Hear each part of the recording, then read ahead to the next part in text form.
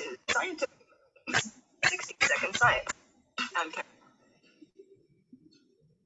Boston and New York are famed for their rivalries, from the Yankees versus the Red Sox to who makes correct clam chowder. It seems even the local wildlife has hometown pride, because pigeons that roost near Rockefeller Center are genetically distinct from those that summer at the Cape. The finding is in the journal Evolutionary Applications.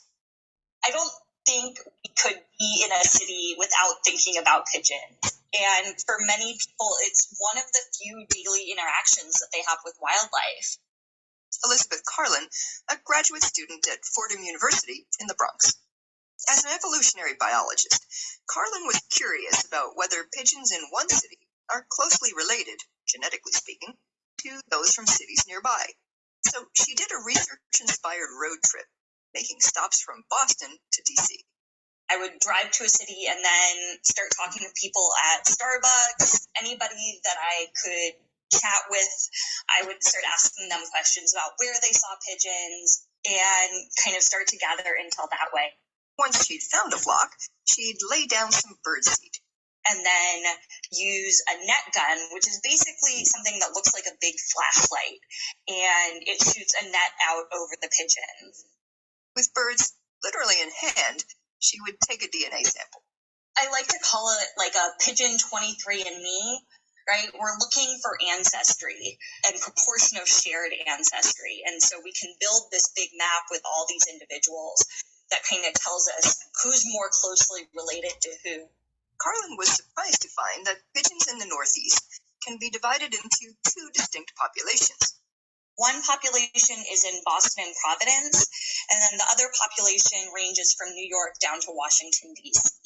I had actually, based on previous research, thought that pigeons in each city would form their own separate populations, because if you have food and you have mates, why would you go anywhere? Why would you disperse? And what I'm starting to realize is that pigeons actually kind of view this northeastern mega city as one giant city, at least from Boston down to Washington, D.C. And it wouldn't take much to promote avian intermixing within this mega city.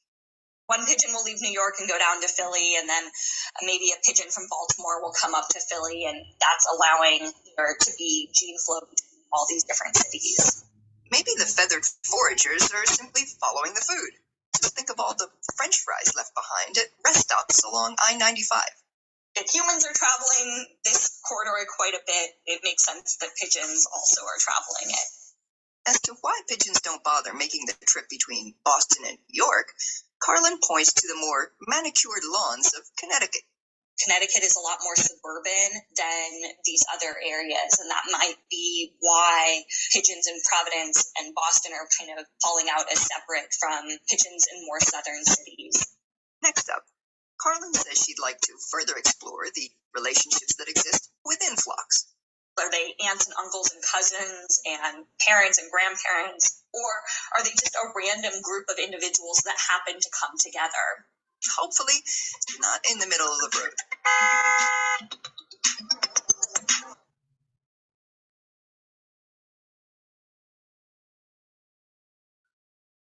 OK， 他讲到说大城市跟小城市，然后可能他讲说我想要在这里或是在那里，然后提到说是因为食物不知道，然后然后好像有讲用鸟来做实验吧，还是观察鸟？对，差不多这样。这边就是主要在说，就是关于 kitchen， 关于厨房吗？我听到是厨房，然后就关于什么那个跟人口的关系之类的啊，我也没有听到很清楚。